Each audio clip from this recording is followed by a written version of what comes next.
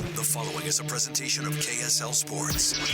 First and 12. A total roundup of BYU and Utah football and the expanded Big 12 Conference. Brought to you by Macy's Grocery Stores. Your hosts are Mitch Harper and Alex Kirry on KSL News Radio and the KSL Sports Zone. Welcome on in. First and 12, a weekly check-in on Big 12 football. It was an eventful weekend.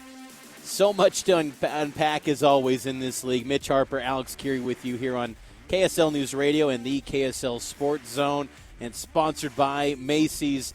Alex, this league always provides just outstanding content. We got so much to get to this week. Oh, my goodness. Yeah, well, first of all, we flip the coin every week because we get harassed. Whether or not you pick BYU or Utah, I don't know to go first. But the reality is that this one's the most fresh on our minds because this one was one that you and I are both at the stadium.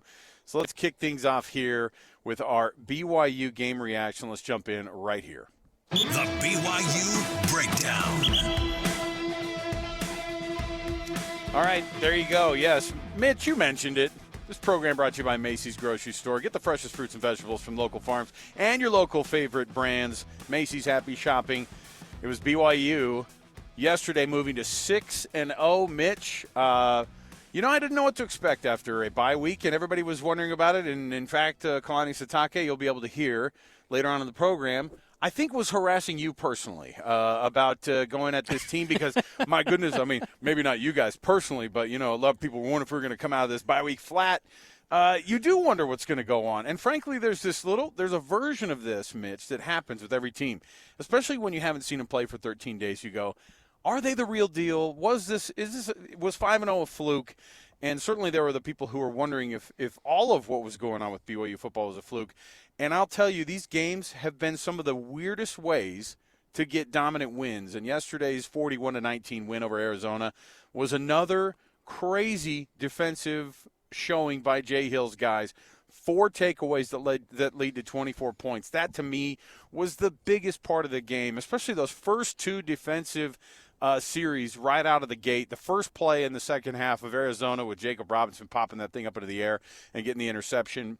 But the 4 takeaways leading to those 24 points, it's just massive because your defense takes it away. Of course, you had the pick six at the end. There was a little bit of a, throw on top there for Isaiah Glasker, who was my defensive MVP by far. But this was your offense goes in and they have to perform too, and they did. So it was a 1-2 punch combination. They get 41 points, didn't even get to 400 yards of offense, Mitch. We've seen this before. They did it against Kansas State.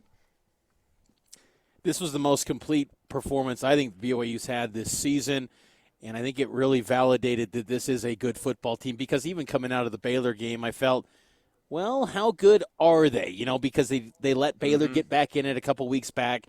This was a dominant performance. Now, they did start out slow, similar to the Kansas State game where they got down early and Montana Lamonis Craig had that touchdown grab from Fafita and BYU was down 7-0, but away they went from there, and Tanner Wall had that interception in the second quarter, and as Jake Retzloff and some of the players noted, it was deja vu in that third quarter when Robinson got the pick, as you noted, but then Isaiah Glasker with the strip on Fafita that Harrison Taggart then recovered.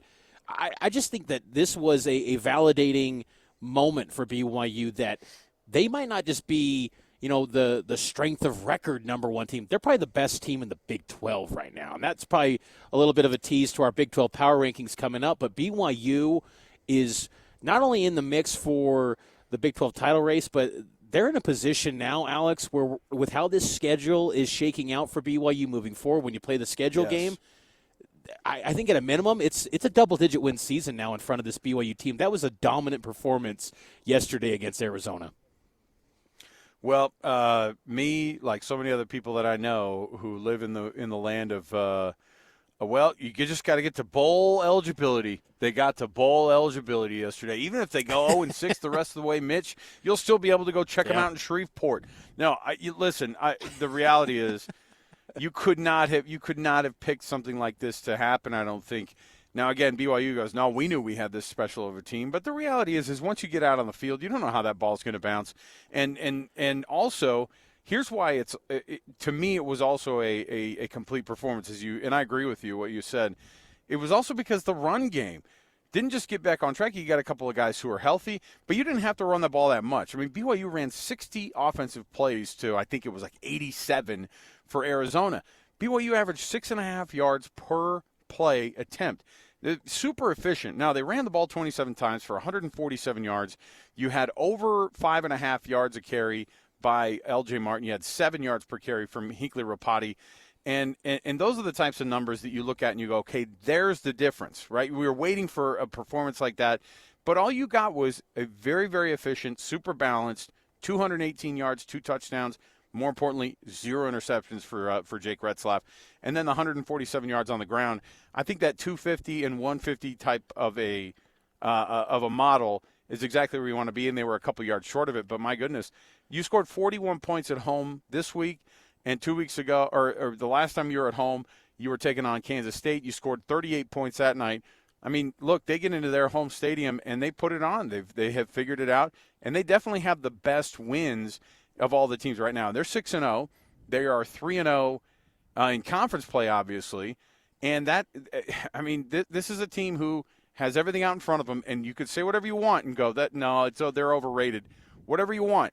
They're still 6-0, and right now, if you're setting up all of the postseason, predictors and everything, they're in the Big 12 championship game. They're in the college football playoff conversation.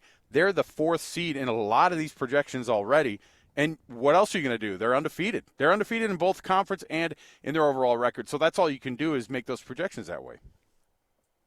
No question. And I think that it was interesting this week, and there was so much hype about, the national exposure that BYU got. It's still, they had Fox come in, Big Noon Kickoff, and I had the chance to speak to Brady Quinn on Friday, who's Big Noon Kickoff host. And it was interesting.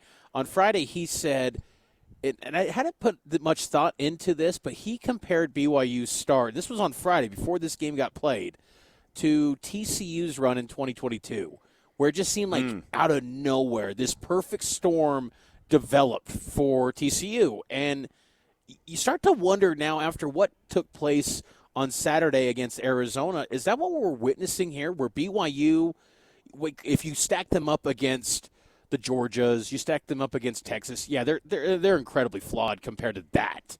But in their league, is this becoming just a perfect storm where by season's end, could they be undefeated? Like that's now a conversation that's starting to be had potentially. And I thought it was interesting when Brady Quinn said that, and then BYU follows it up with a 22-point win over an Arizona team who 2 weeks ago soundly beat Utah and has talent. Yep. I know that Arizona's having issues, and they can't finish drives, and Noah Fafita is not who he was last year. And I think even Tetaroa McMillan is still I think he sometimes underachieves at times. He had some drops in that game against BYU, but I just think that BYU, it's this perfect storm where on paper, the names, the talent feels like, is this really a top 10 team? But it's like, doesn't matter. They're just winning football games, and they're doing it in impressive fashion.